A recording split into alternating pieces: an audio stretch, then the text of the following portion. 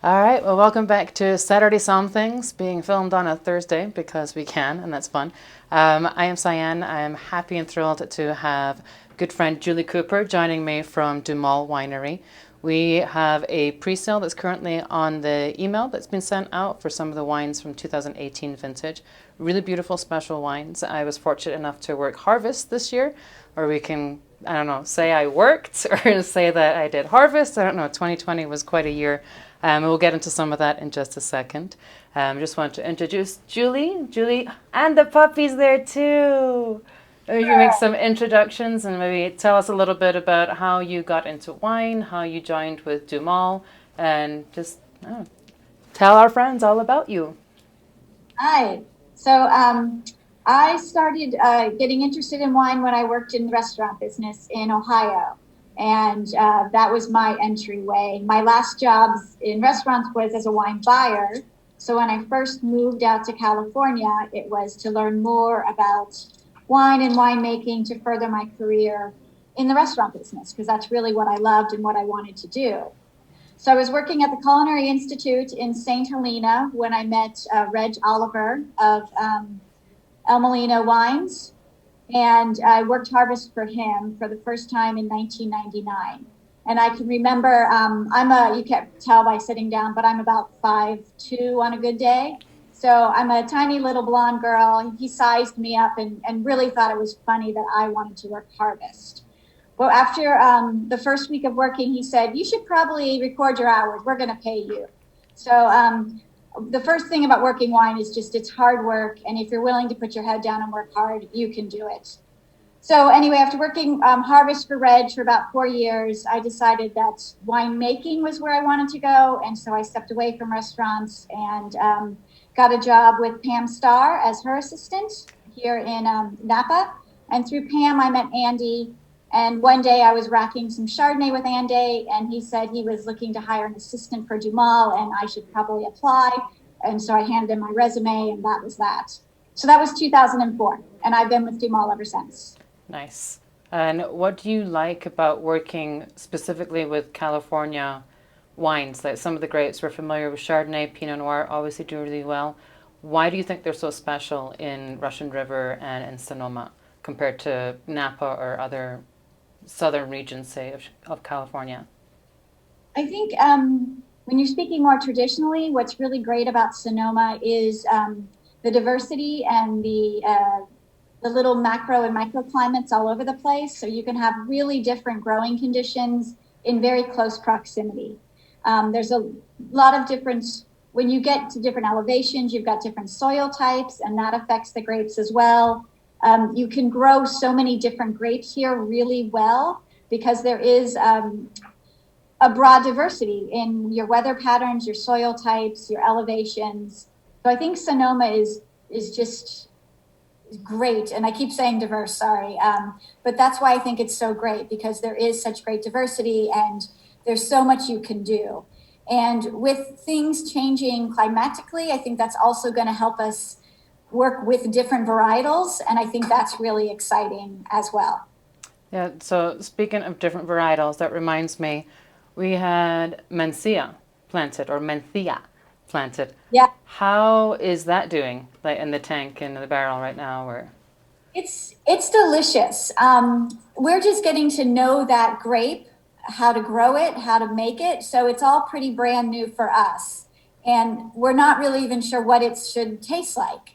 For right now, after 2 vintages, it's a fun, delicious, fruit forward wine with a lot of structure and a lot of tannin. And we're just learning how to work with it. nice. And the other grape that is new to us in our portfolio is Chenin Blanc. Okay. And we are really excited about that. And we're hopefully discussing some more plantings of it in different spots, because we think it's really an exciting wine to make right now. It's really delicious. I think there's a lot you can do with it. We've been pretty straightforward with no malolactic fermentation, just a little touch of new oak. But I think we're going to work with some other techniques in the winery on that. Nice. I remember when we were working harvest, the different days of different grapes coming in, you would see the leaves on the tanks, like when you get to climb on in there and wash them and scrub them out. That was always fun. The concentration of color on the different leaves and the aromas of those grapes in that raw state before they actually came into wine. And that was really special to get a chance to literally be hands-on with that, and helped so much in terms of my personal education. Like all these years of studying and reading about wines, but then to actually see it being made and the differences between them too. We touched on like Mencia being like a new grape to work with. We have in the store at Argonaut, we've got Chardonnay, we have Pinot Noir, and a Syrah. This year's a little special because we have been allowed access to a few more wines than we normally do. So there is an email offer out, so check the link in the email for that to get more details on what's available. But today I wanted to taste the Syrah because I think Syrah is one of those grapes that everybody forgets about. And as winemakers will often tell you, and restaurant people when you're doing food pairings, Syrah is often the grape that really works best with a lot of dishes. If you're ever in a steakhouse and for some reason you're bored of Cabernet, it's too tannic, it's too much, consider a Syrah. And we're tasting the Wild Mountainside Syrah today. It's a 2018 vintage. This is a wine that's a blend of 3 different vineyards, all higher altitude vineyards, all a little closer towards the coast too. So each of them have a slightly different aspect. One faces south, one's facing east. But you were talking about those little microclimates. So the grape gets ripe, but it also holds on to a wonderful amount of acidity and tannin too. Anyway, taste it and get to it because we're supposed to be tasting wine. But I think like for Syrah in general, I always find it's a concentration of like black pepper and gamey and meatiness and savory elements. And this is like that too, but it has a elegance on the nose. It's not so overt and in your face that it's a big attack on the nose. And then on the palate,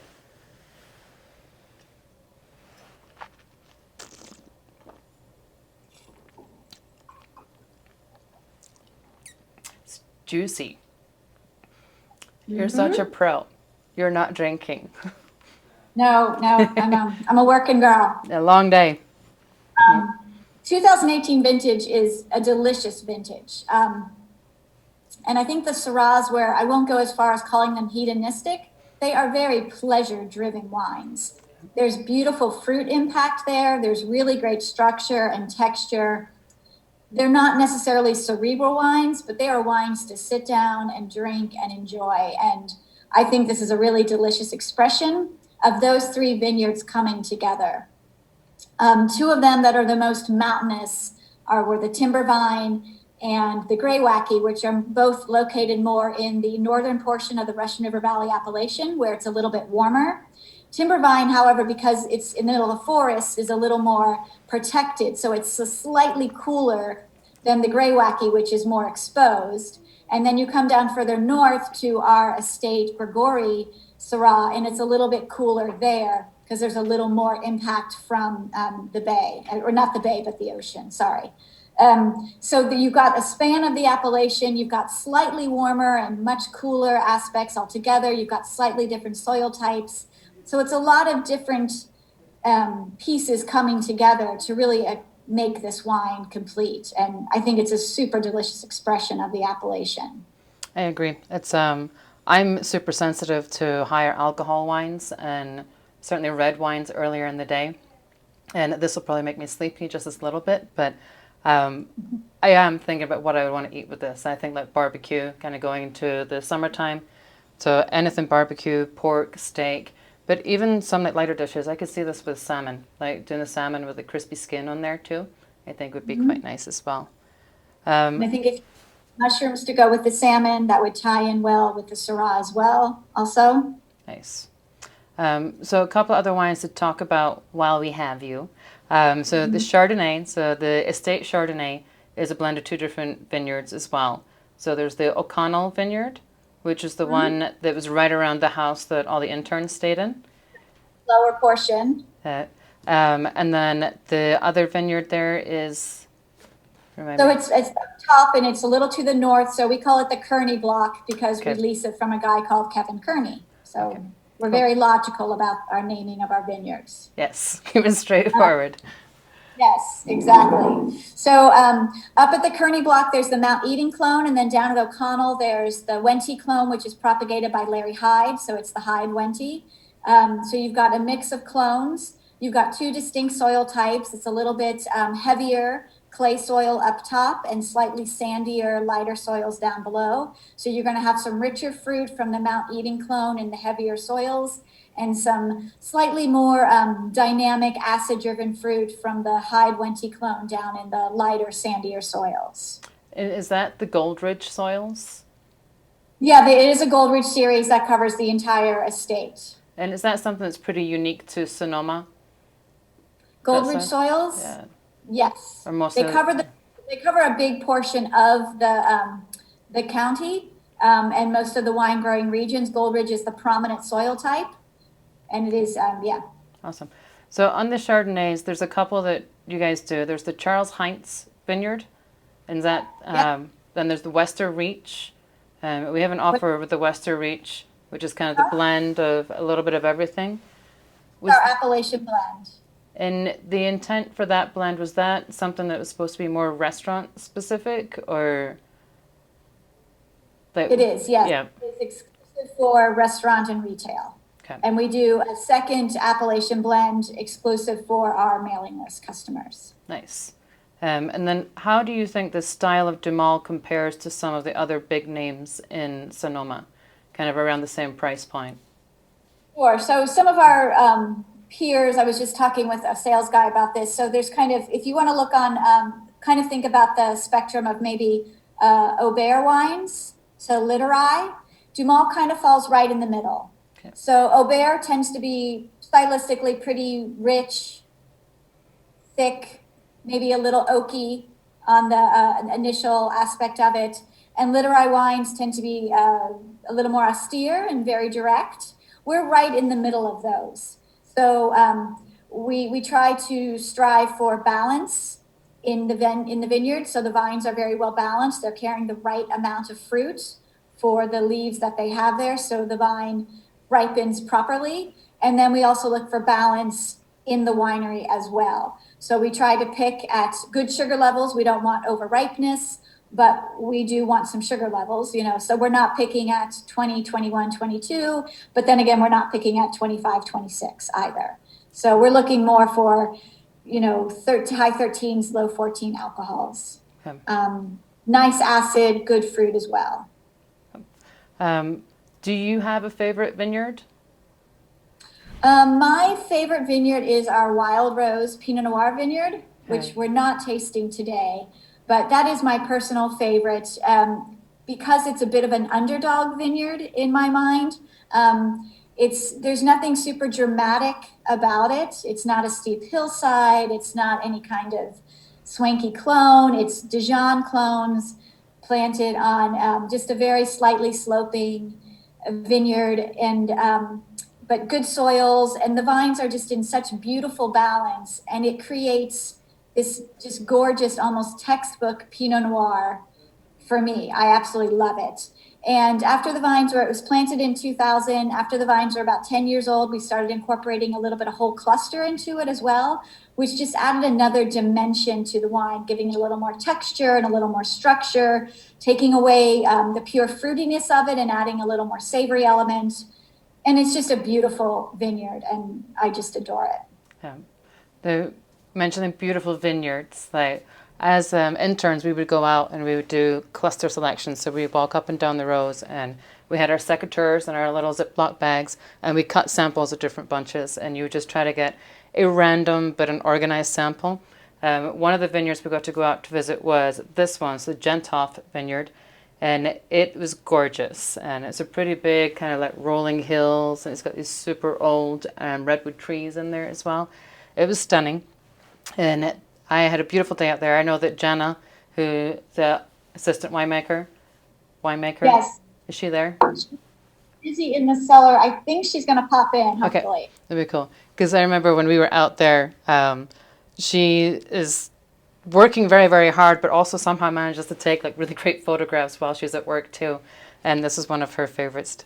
You'll notice that the foil is cut on this bottle. It was an accident, Miss Sheila. I'm so sorry. So I might have to buy this one so that I can drink it myself. But this is a splurge. This one we have, sale price is I think $90 on this. Yeah, so down to $89. And it really is a penultimate expression of why DuMol wines are so special. That I'm always going to have a soft spot in my heart for these wines. And there's definitely a Scottish connection, if you didn't know. Andy Smith is from Scotland, and he and his wife Karen were childhood sweethearts. They met in high school in Edinburgh, and Andy started working in a wine shop while he was in university or school in Edinburgh, and was kind enough to take pity on my restaurant orphan status and let me come out and work harvest. But it was a great experience. I had a wonderful time, and it's really nice to get a chance to see these wines and to visit again with you, Julie. Fond memories. Yeah, it was great. You were great. It was 2020 was definitely one for the books. A very unusual harvest, start to finish, lots of ups and downs. When you start with the pandemic, and we had our entire intern crew hired, we were ready to go, and then pandemic hit and nobody could travel here. So we had to scramble and put together a crew that just was fantastic. People that came from all different aspects, did not have the level of experience or education in winemaking that we normally have, but worked so hard and made some really delicious wines for us in very, very challenging circumstances. So we are so proud and so excited. And the 2020 vintage, the wines we have in the cellar are outstanding. I'll be really excited to share them with you in a few years. Excellent. We were very lucky. We managed to get a lot of our fruit in before the fires kind of took their toll. One memory I remember is having the garage door open and the skies were just apocalyptic. And then somebody put a playlist on, and the first song that came on was REM, It's the End of the World as We Know It. And it's just like, oh my God, what a day. But thank you so much for joining us. Please say hello to everybody. Send them hugs and treats for all the puppies. And hope to see you again soon, whether it be us coming out to California or you get a chance to come work the Colorado market. We'd love to see you and show you around. But thank you so much. Okay, Cheers. You. Cheers. We'll see you all later. All right. Bye. Yeah. Cheers. Bye-bye. Thank you.